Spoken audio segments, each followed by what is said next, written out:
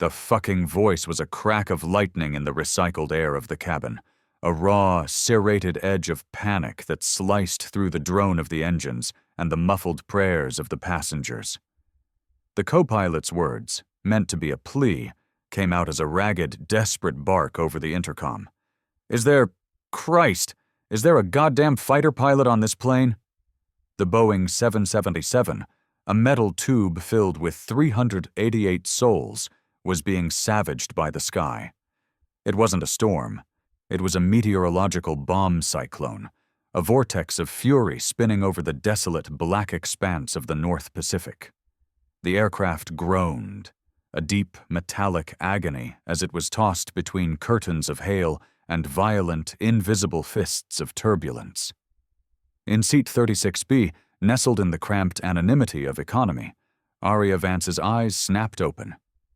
Sleep for her wasn't a gentle drift into unconsciousness. It was a switch she flipped, a necessary system shutdown learned over a decade of perching on the edge of death.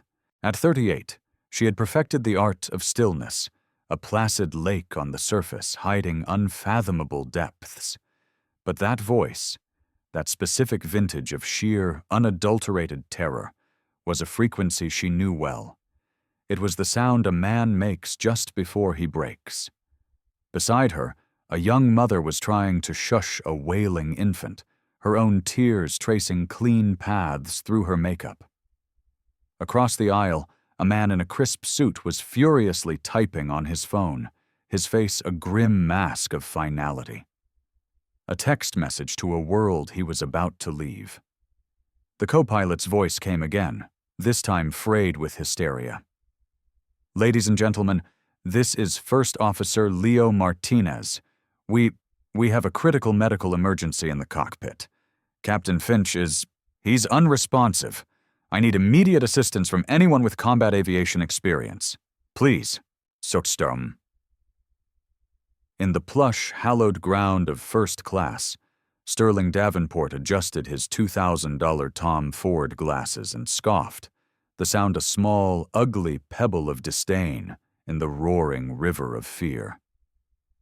A fighter pilot? As if someone with that kind of pedigree would be caught dead back there with the cattle, he muttered to his wife, Eleanor, who was gripping her armrests so tightly her knuckles were the color of bone. His gaze, cold and appraising, had swept over Aria during boarding. He'd seen a black woman in simple, worn jeans and a gray hoodie, her natural hair pulled back in a severe, functional bun. No jewelry, no makeup, no brand names.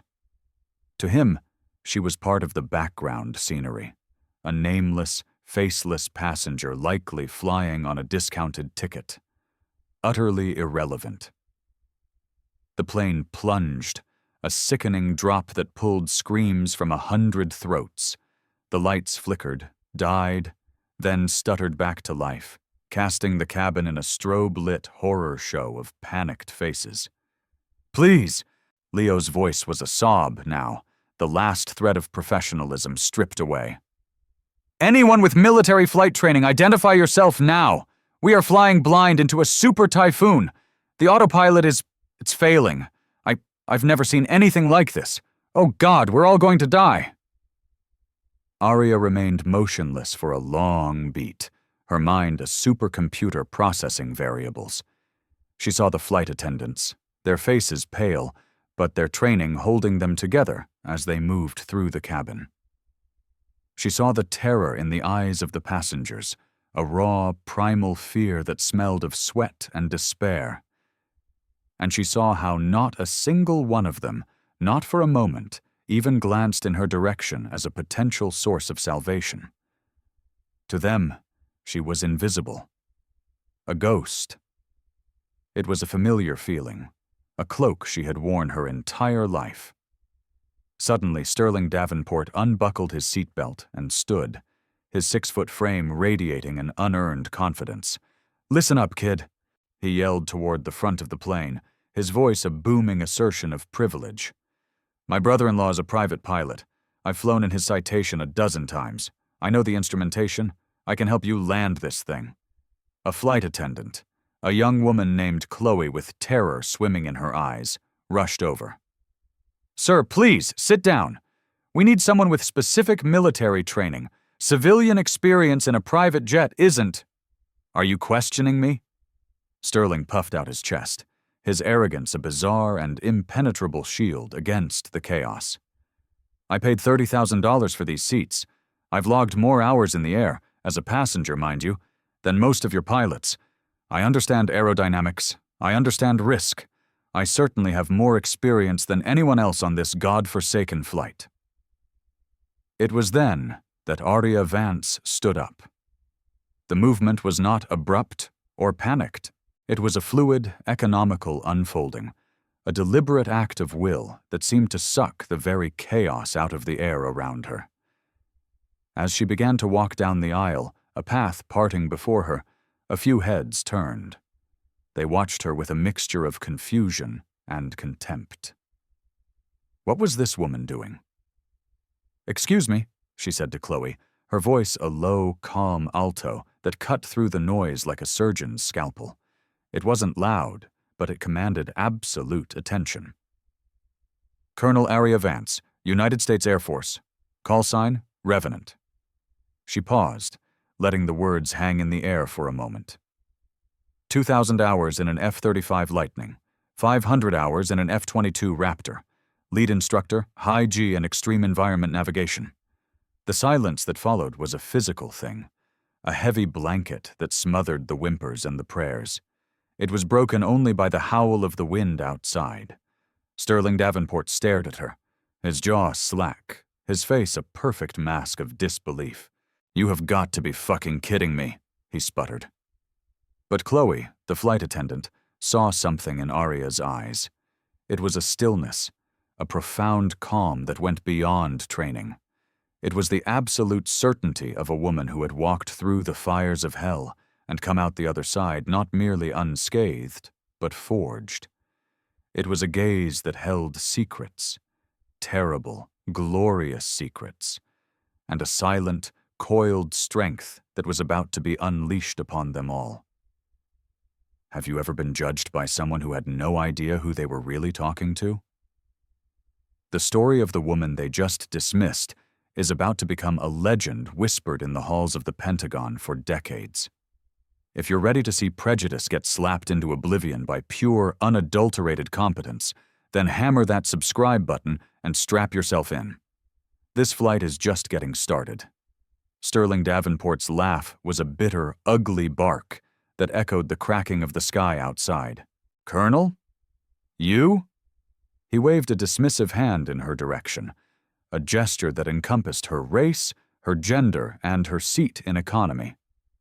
"Look, I respect our troops, I really do. My company donates to veterans' charities, but I am not about to bet my life, and the life of my wife, on some diversity hire fantasy. This is reality, not a feel-good movie." The poison in his words seeped into the already terrified cabin. Murmurs rippled through the aisles. A woman in the front row, dripping with diamonds, whispered loudly to her husband, "Is she really qualified? She looks so young. And you know, affirmative action has really lowered the standards." The subtext was as sharp and as painful as a shard of glass. It was a wound Arya had felt 1,000 times before. Leo Martinez appeared at the cockpit door, his face ashen, his uniform soaked with sweat. "Please, for the love of God, if anyone has the experience, I need you now. Captain Finch he's having seizures. I can't fly this thing alone through this." His voice broke, shattering into a million pieces of sheer terror. Sterling surged forward again, planting himself like a belligerent oak tree in the aisle. "Listen here, son," he said, his voice dripping with condescension. "I've flown in Gulfstreams across Europe. I've sat with the pilots. I understand flight plans, approach vectors, all of it. I know the procedures." Arya watched the exchange, her expression unreadable. For years, the military had taught her a brutal form of emotional calculus, which battles to fight, which insults to absorb, which hills were worth dying on. But then she saw the genuine, soul-deep despair in Leo's young eyes, the look of a man who knew he was seconds away from leading everyone, including himself, to their deaths. Something dormant inside her, the same cold, clean fire that had sustained her through missions that existed only in redacted after-action reports, flared to life. "Mr. Martinez," she said, her voice still impossibly calm. "I need our current altitude, airspeed, wind shear data, and the precise rate of our barometric pressure drop." 39,000 feet. Airspeed is fluctuating between 480 and 520 knots due to the turbulence. Wind shear is off the charts, gusts up to 150 knots. The pressure has dropped 20 millibars in the last 10 minutes. Leo recited automatically, the familiar language of aviation a momentary anchor in his sea of panic. He recognized the authority in her voice, the crisp, no-bullshit tone of a commanding officer. Sterling let out another cruel laugh. "Impressive. She memorized some numbers from a Wikipedia page. That doesn't make her a pilot. I demand to see her credentials, her military ID, her flight certifications. Right now." It was then that Arya did something that silenced the entire aircraft. Without a single glance at a manual, her eyes fixed on the terrified co-pilot, she began to speak. Emergency procedure for dual-engine flameout in a supercell thunderstorm. Do not attempt immediate restart. The core is oxygen-deprived. Initiate a controlled glide, maintaining optimal lift-to-drag ratio, which in a 777 is approximately 19:1. Angle of attack at 8 degrees. Deploy the ram air turbine. Declare an emergency, squawk 7700. Begin APU start sequence, but only below the icing layer, which in this system is likely around 25,000 feet, to prevent fuel line freezing. She continued, flawlessly, for 3 solid minutes. She detailed the exact sequence for rebooting the flight management computer after a catastrophic power loss, the specific hydraulic pressures needed to maintain control surface authority in negative G conditions, and the protocol for communicating with air traffic control when all transponders have failed. She spoke a language only the most elite aviators in the world would know by heart. The ensuing silence was broken only by the roar of the storm and the distant rhythmic beeping of the captain's heart monitor. Leo Martinez stared at her, his eyes wide with a dawning, desperate hope. "Ma'am, the cockpit is yours." But Sterling Davenport, a man for whom being wrong was a fate worse than death, was not finished. "1 minute. Anyone can memorize a book. This is a stunt, a trick. I will not entrust my life to someone who clearly doesn't belong in the front of this plane, let alone in the cockpit." The words hung in the air, naked and ugly in their prejudice. Passengers looked away, ashamed but unwilling to challenge the powerful man. Arya felt it then, the familiar, searing burn of injustice. The same fire she had swallowed when a flight instructor told her that women are too emotional for G-forces. The same sting she felt when a senior officer explained she was being passed over for a promotion, despite having the highest scores, because the other candidate, a man, fit the culture better. The whispered comments about racial quotas and lowered standards that had been the soundtrack to her entire decorated career. But she also remembered what those moments had forged in her. She remembered the secret that only a few people in the Pentagon knew, that she had been chosen for the most dangerous and classified missions, not in spite of being underestimated, but because of it. Her ability to be invisible was her greatest weapon. They never saw her coming. "Mr. Davenport," she said finally, her voice now carrying a charge, a low humming current of power that made the hairs on people's arms stand up. "There are 3 kinds of pilots in this world. There are those who fly by the book. There are those who fly from experience. And then there are those who fly when the book has been incinerated and experience is useless, because no one has ever survived what they are facing." She took a deliberate step toward the cockpit, then paused, turning her head slightly. In my career, I have recovered 17 aircraft from situations that the manual designated as unrecoverable, but that's not what qualifies me for this moment. The plane bucked violently, a gut-wrenching lurch that sent a flight attendant sprawling. Aria didn't even flinch, her body adjusting with an innate grace, her feet seemingly bolted to the floor. "What qualifies me?" she continued, her voice dropping to a near whisper that was somehow more audible than the storm, "is that I am the only person on this plane who has ever flown a crippled spy plane through a war zone at night with 2 engines on fire, no navigation, and a volley of surface-to-air missiles chasing my tail. And I still brought my entire crew home." She nodded once to Leo and walked toward the cockpit. But before she passed Sterling, she stopped and turned to face him fully. "Mr. Davenport, when we get on the ground, and I assure you we will, perhaps you can use that time to reflect on the fact that your life, and the life of your wife, was saved by a black woman from economy class. Then you can ask yourself what $30,000 is really worth." As she disappeared into the cockpit, a profound hush fell over the passengers. Some were beginning to understand that they were witnessing something far beyond a simple mid-air emergency. And Sterling Davenport, for the first time in his pampered, privileged life, felt a sensation he hadn't experienced since he was a small child.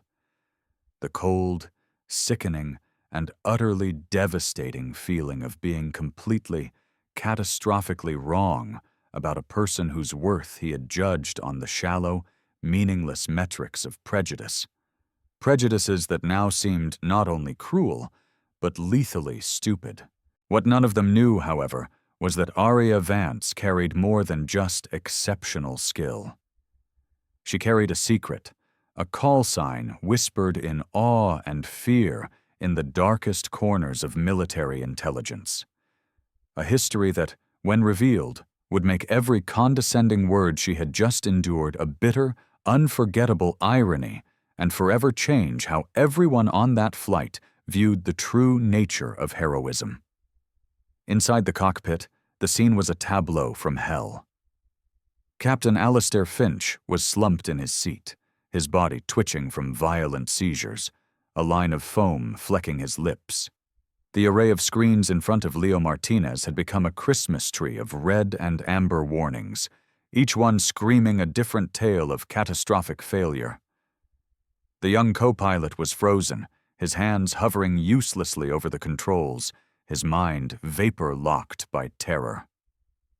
"Get him on the floor, now!" Aria's voice was a whip-crack of command that shattered Leo's paralysis. "Check his airway. I need his vitals." She moved with the practiced, almost brutal efficiency of a combat medic. While Leo fumbled to unbuckle the captain, Aria was already scanning the instruments, her mind absorbing and processing hundreds of data points per second. "We've got about 10 minutes before he goes into full cardiac arrest," she said, her hands flying across the control panel, disabling non-essential systems to conserve power.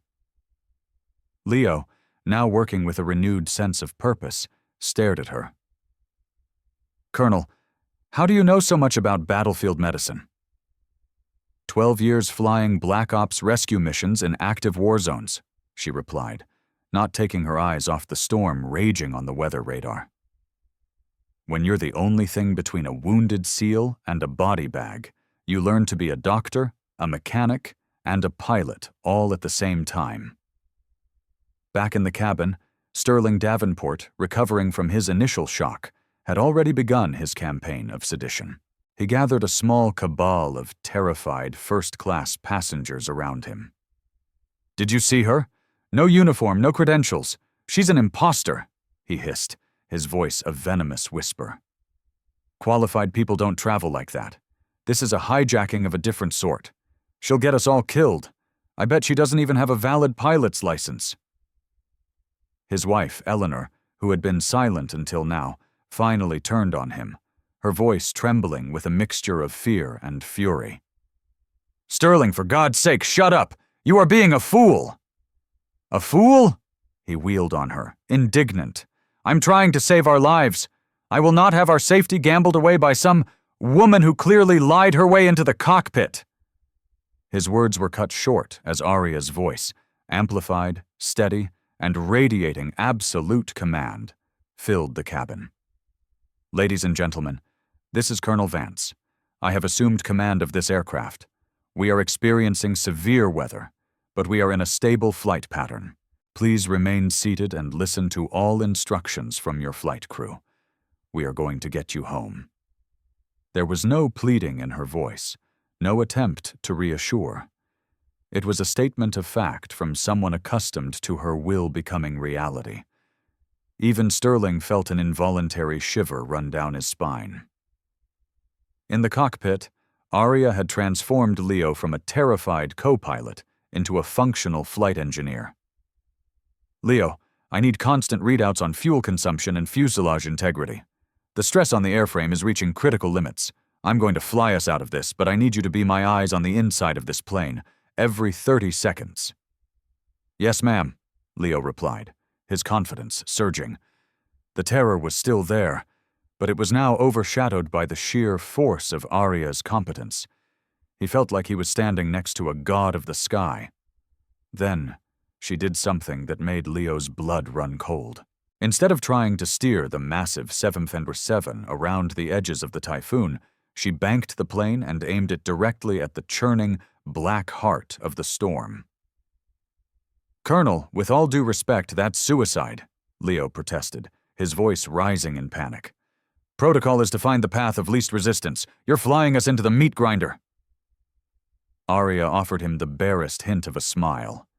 It was a grim, knowing expression. "Leo, in 2027, I was leading a stealth insertion mission over the Korean peninsula. Our aircraft was struck by a new type of EMP weapon. Everything died.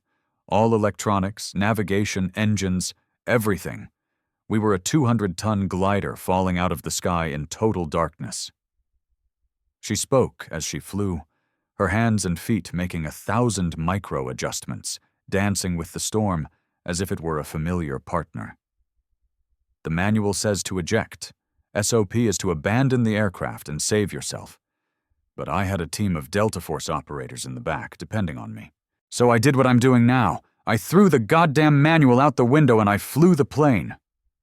"What? What happened?" Leo whispered, mesmerized. "I used the gravitational pull of the moon and the faint light of the stars to triangulate my position. I essentially sailed that dead bird 200 miles over hostile territory and landed it on a carrier deck. I brought them all home, Leo, all of them." Her words landed with a physical weight, and Leo understood. He was in the presence of someone who didn't just follow the rules of aviation. She was one of the few people on Earth who wrote them. "Sometimes, Leo," she said, her eyes fixed on the maelstrom ahead, "following the rules gets people killed. Knowing the rules so well that you know precisely when and how to break them. That's what separates pilots from legends." At that moment, the cockpit door burst open. Sterling Davenport, having bullied the flight attendant Chloe into letting him pass, stormed in. "This is insanity," he bellowed, looking at the flight path on a secondary screen. "You're taking us into the core. You're trying to kill us. I demand to speak to air traffic control." Aria didn't even honor him with a glance. "Mr. Davenport, this cockpit is a restricted area. Get out before I have you physically removed." "Restricted? I've flown in more private jets than you've had hot meals. I know aviation, and this is a suicidal act of gross negligence." Just then, another figure appeared at the door. An older Japanese man, who had been seated quietly in first class, stepped forward. "Colonel Vance," he said calmly, "I am Dr. Kenji Tanaka, Chief of Neurotrauma at the Mayo Clinic. I worked for 5 years at Landstuhl Regional Medical Center in Germany, treating pilots with traumatic brain injuries. I can help with Captain Finch." Aria finally turned her head, and for a split second, Two masters of their respective crafts acknowledged each other. It was a silent, instantaneous recognition of excellence. "Doctor, it's an honor. The captain is stable for now, but I need him monitored constantly. We're about to experience some significant G-forces." Sterling watched this exchange, his face contorted with frustration. "You're all insane! This is some kind of conspiracy." Dr. Tanaka looked at Sterling with the weary patience of a man who had explained terminal diagnoses to hysterical family members. "Mr. Davenport, I have treated hundreds of pilots. The woman flying this plane possesses a level of physiological and neurological control that is, quite frankly, off the known charts. It's a type of training that no amount of money can ever buy. I suggest you sit down and trust her." "Trust her?" Sterling laughed bitterly. "Based on what? Her word?" It was then that Arya did something that shifted the entire dynamic of the universe. Without taking her hands off the controls, she spoke calmly to her co-pilot. "Leo, patch me through to the Pacific Air Command military emergency frequency, 243.0, Winumentsuranturo Mesiwandhaus Mesararts. Use my authenticator code, Victor Lima 49er Revenant." Leo's fingers flew across the console. A moment later, a speaker crackled to life with static. "Vandenberg Control to unidentified aircraft on military emergency channel. You are in restricted airspace. Identify yourself immediately." Arya leaned toward the microphone. "Vandenberg, this is Colonel Arya Vance, callsign Revenant, requesting identity confirmation for an in-flight civilian emergency." The response was instantaneous, and the voice on the other end was suddenly stripped of its official monotone, replaced by pure, unadulterated shock. "Revenant? My God, is that really you, Colonel? This is General Miller at PACCOM. We've been tracking your storm cell for hours. We thought nothing could survive in it. Your transponder went dark 20 minutes ago. We thought we'd lost you." The cabin, listening in via the still open intercom, fell utterly, completely silent. Sterling Davenport's face went from flushed red to a sickly, pale white. He finally truly understood that he had not just misjudged a pilot. He had insulted a living myth. "General," Arya continued, her voice all business, "I have an incapacitated civilian captain, and I am flying a damaged Boeing 777 through the heart of this typhoon, requesting coordinates for an emergency landing at the nearest military base with a runway long enough to handle a heavy. Revenant, you have priority over everything that flies. The entire West Coast is being cleared for you. We are diverting all military and civilian traffic. Vandenberg Space Force Base is clearing runway 30. They're foaming it as we speak. The President has been briefed." Dr. Tanaka looked at Sterling, a slight, knowing smile on his face. "Do you know many imposters, Mr.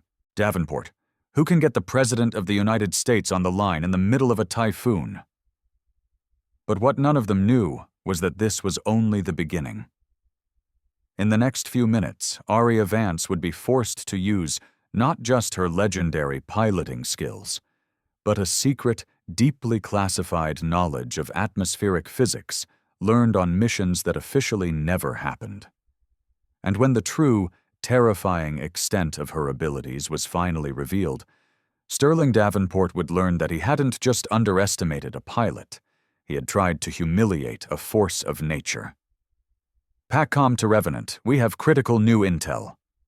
General Miller's voice crackled through the cockpit, now tight with urgency.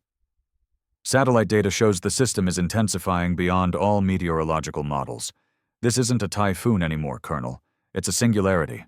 Wind speeds are hitting 200 knots at your altitude. Hail the size of softballs. All airfields in the region are closing. You are the only aircraft in the sky over the western United States." The reality of the situation slammed into Sterling Davenport like a physical blow. They weren't just in a bad storm. They were alone, inside a weather event that had erased all other aviation from the map, piloted by a woman he had tried to have removed from the cockpit. "Leo," Arya said, her voice dropping into a zone of pure, calm focus. I'm going to need you to monitor the structural integrity sensors on the wing roots. We're about to do something that has never been attempted in a commercial airliner." Her hands moved over the controls, no longer just flying the plane, but seemingly fused with it, her inputs a seamless extension of her will. "Colonel, what are we going to do?"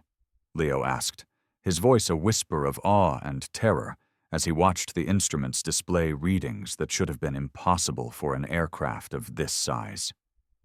"We're going to surf the gravity wave in the eye wall," she replied, as if discussing a simple lane change on the freeway. "It's a technique developed for hypersonic reconnaissance drones to conserve fuel during atmospheric entry. Never been tried on a subsonic heavy, let alone a civilian one." Sterling felt his knees weaken. In his world of hostile takeovers and corporate strategy, he had met brilliant, ruthless people. But he had never encountered this level of hyper-competence, a mastery so profound it operated on a plane of existence beyond the comprehension of normal human beings. "Revenant, this is Commander Ava Rostova at the Pentagon." A new, female voice cut in, sharp and authoritative. "I'm cross-referencing your flight profile with Operation Nightfall in 2028. The after-action report, which you wrote, stated you successfully guided a crippled C-17 through a volcanic ash cloud over Iceland using only thermal imaging and sonar. Is that correct?" "Affirmative, Commander," Arya replied, simultaneously feathering the throttle and adjusting the rudder to align the massive jet with an invisible current in the air. "Similar principle, different medium. Ash is denser than water vapor." Leo's jaw was on the floor. "Colonel, you landed a cargo plane blind in a volcano cloud, using sonar?" 17 aircraft over the course of my career," she confirmed, her concentration absolute. "When you learn to stop seeing the air and start seeing the physics, the pressure gradients, the thermal layers, the density shifts, you can fly anything through anything, even if you're not physically at the controls." It was in that moment that Sterling Davenport had a shattering epiphany, a moment of terrible clarity that incinerated his entire worldview.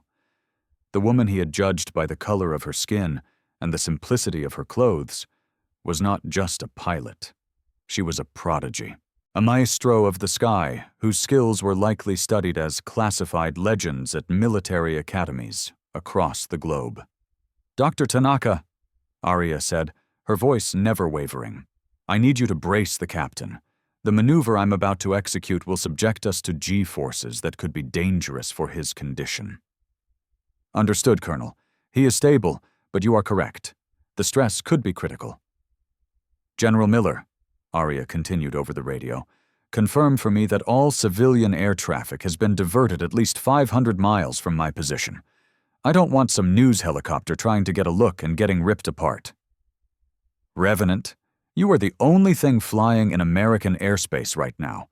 We have 13 military bases, from Alaska to Arizona, monitoring your progress. The Secretary of Defense is on the line with the President." Sterling felt the world tilt on its axis. The President of the United States and the entire military command structure were watching a flight he was on, a flight being piloted by the very woman he had called an imposter. "Leo, you have communications," Arya instructed. "Talk them through our descent. I need total focus for the entry." "Colonel Vance," Sterling finally managed to say, his voice a choked, broken thing. I need to apologize. What I said, it was—" "Mr. Davenport," she cut him off, her tone devoid of malice but sharp as diamond. "Your apology is irrelevant. Right now my only concern is saving your life. You can work on your soul later." The aircraft then began a descent that defied the laws of aeronautical physics. Arya had found a narrow descending column of stable air in the ferociously spinning wall of the storm, a tunnel through the apocalypse, and was threading the 777 through it like a needle. "My God," Leo breathed, watching the instruments. "How did you know this column was here?" 10 years flying through weather systems that don't exist in civilian textbooks," she said. sandstorms in the Sahara that can strip paint off a fighter jet, artificially generated hurricanes from experimental weapons tests over the Pacific. When you survive the impossible enough times, you learn to see the patterns. The extraordinary becomes routine. Vandenberg to Revenant. The ground controller's voice was filled with disbelief. We are tracking your descent on radar. This is impossible. How are you keeping a heavy jet stable while descending at 6,000 feet per minute? Applied physics, Vandenberg, Aria replied calmly. And 20 years of turning impossible situations into boring landings. Sterling stumbled to a window. Outside, the world was a vortex of lightning and swirling cloud, an abstract painting of pure chaos. But inside that tunnel of air, the aircraft was eerily steady, guided by a force that seemed to transcend human skill. General Miller, Aria's voice cut through the cockpit. Confirm that the runway at Vandenberg is clear. We'll need full emergency services. Medical team on standby for the captain. Revenant, Vandenberg is yours. The main runway is cleared and foamed. Every emergency vehicle on the west coast is en route. You have absolute priority over the entire continent. Leo, Aria said, a ghost of a smile finally touching her lips as she saw the distant, beautiful lights of the runway appear through a break in the clouds. When we touch down, you'll understand why they call me Revenant. Over the next 15 minutes, Sterling Davenport and every passenger on that flight would bear witness to a display of technical genius and raw courage that would fundamentally reshape their understanding of competence, leadership, and heroism. And when the wheels of the Boeing 777 finally, miraculously, kissed the foam-covered runway, he would discover that Aria Vance was not just one of the best pilots in American history. She was a woman whose personal journey of overcoming a lifetime of prejudice would make every ignorant word he had ever spoken a bitter and unforgettable lesson. But the story wasn't over. What none of them knew yet was that this landing would do more than save their lives. It would trigger a chain of events that would expose corruption at the highest levels, revolutionize civilian aviation protocols, and change the way the entire world saw the quiet, invisible heroes who walk among us, underestimated by those who foolishly mistake privilege for power. If you thought that landing was the end, you're not ready for the fallout. The real storm is about to hit the ground. Drop a comment below if you've ever witnessed a moment that completely shattered someone's arrogance, and make sure you're subscribed, because the final chapter of this story is about to prove that the best revenge isn't loud. It's legendary. 6 months after the miracle at Vandenberg, Aria Vance stood on a stage at the Pentagon, silver stars being pinned to the shoulders of her dress uniform.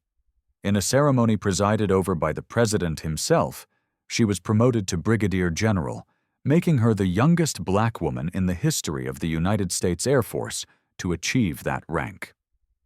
Her revolutionary gravity wave surfing technique was now mandatory study at every flight academy in the world, military and civilian. 3 Ivy League universities were in a bidding war to establish a General Aria Vance Chair for Advanced Aeronautical Physics. General Vance didn't just save 388 lives that day, the Secretary of Defense declared, his voice thick with emotion as he addressed the assembled crowd. She forced us to look in the mirror and redefine the very meaning of merit in our armed forces. She proved that true excellence doesn't see color, class, or gender. It only sees the mission. In the audience, Dr. Kenji Tanaka applauded, a co-author with Aria on a groundbreaking paper in The Lancet about neurological performance under extreme duress. Nearby, Leo Martinez, now a captain with his own 777, watched his mentor, always crediting her with not just saving his life, but giving it a purpose. Meanwhile, Sterling Davenport was learning the brutal physics of social gravity. The video of his prejudiced, belligerent tirade, leaked from a passenger's phone, had become a global meme. It garnered over 100 million views under hashtags like Jatar's Plain Racist and Caught Sterling Stupidity. His high-tech investment firm, built on an image of forward-thinking genius, collapsed in on itself. Clients fled in droves. His company lost 90% of its value in 3 months. He was forced to declare personal bankruptcy. "Daddy, why is your face in my TikTok feed with the clown music?" his 10-year-old daughter asked one evening, innocently twisting the knife of his humiliation. Eleanor had filed for divorce, taking what little remained of their assets and full custody of the children. "I thought I married a powerful man," she stated in her court deposition. "I discovered I had spent 20 years with a hollow man who confused the privileges he was born with for achievements he had earned." Sterling now worked as a dispatcher for a local car service, taking public transportation to a job where he coordinated the movements of other people, a bitter parody of his former life. Every morning, on his way to work, he passed a massive digital billboard in the city center. It featured a striking portrait of General Aria Vance in her flight suit, looking to the horizon. The caption underneath read, "Leadership isn't a position, it's a character." During a Q&A session at the Air Force Academy, a young female cadet asked Aria how she dealt with the constant prejudice and doubt throughout her career. Aria looked out at the sea of hopeful, determined faces. "Let them underestimate you," she said, her voice quiet but resonant. "Let them waste their energy on their own ignorance. While they are busy doubting you, you will be busy becoming undeniable. While they are focused on your skin color or your gender, you will be focused on mastering your craft to a level they can't even comprehend. Their prejudice is their prison. Your focus is your freedom." Her story ignited a movement. Applications from women and minorities to military flight schools tripled. Her biography, call sign, Revenant, became a global bestseller, with every dollar of profit funneled into a foundation that provided flight scholarships for underprivileged youth. 3 years after the flight, Sterling was sitting in his beat-up sedan at the airport, waiting to pick up a client. He saw a private military jet, a sleek Gulfstream G550, touch down on the executive runway. The stairs lowered, and out walked General Aria Vance, flanked by 2 aides. She was wearing her crisp blue uniform, the silver star on her shoulder glinting in the sun. He was wearing his frayed blue dispatcher's polo shirt, the logo peeling off. He watched her, a ghost at the feast of a life he once knew. He saw not arrogance, but a quiet, unshakable authority. She was a woman who commanded respect, not because she demanded it, but because she had earned it in the crucibles of fire and fear.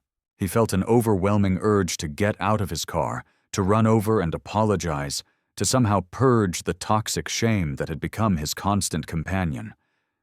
But he didn't, because he finally understood. An apology wouldn't fix him. Aria's voice, from a forgotten news interview he'd watched late one night, echoed in his mind. "You want to know the truth about Mr. Davenport? He gave me a gift that day. He reminded me why I fly. Every life I save, every barrier I shatter, every young pilot I train. It's all powered by the promise I made to myself a long time ago, to prove people like him wrong, not with words, but with excellence." Sterling put the car in drive and pulled away from the curb, a single, silent tear tracing a path down his cheek. He realized the most devastating lesson of his life.